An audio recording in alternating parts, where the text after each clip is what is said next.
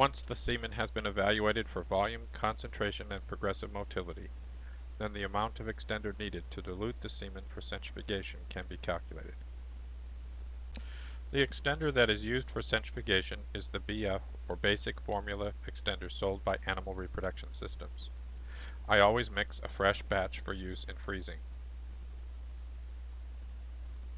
The leftover extender can be frozen for future use, but since it is a milk-based product, it can only be thawed one time. To calculate the amount of BF extender needed, the mathematical equations in this slide must be used.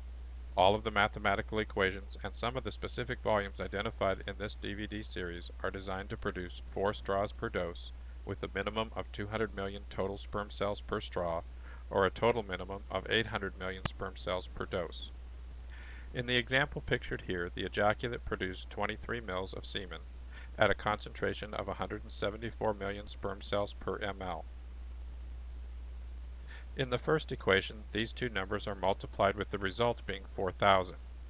This is the total number of sperm cells in millions, in this case 4,000 million or 4.0 billion.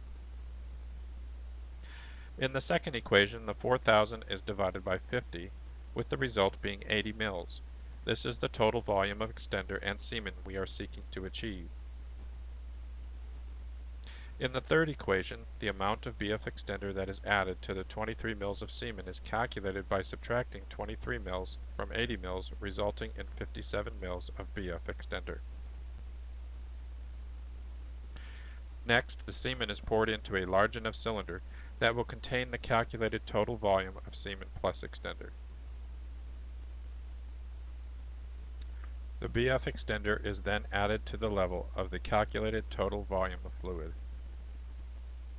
In this example, the 23 mL of semen is poured into a 100 mL cylinder, and the BF extender is added to bring the total volume to 80 mL. If the largest cylinder will not contain the total volume of fluid, then both the volume of extender and the volume of semen should be divided equally amongst the appropriate number of cylinders.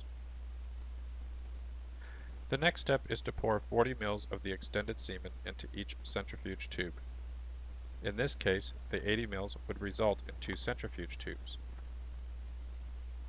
In many cases, however, the total volume does not divide up equally.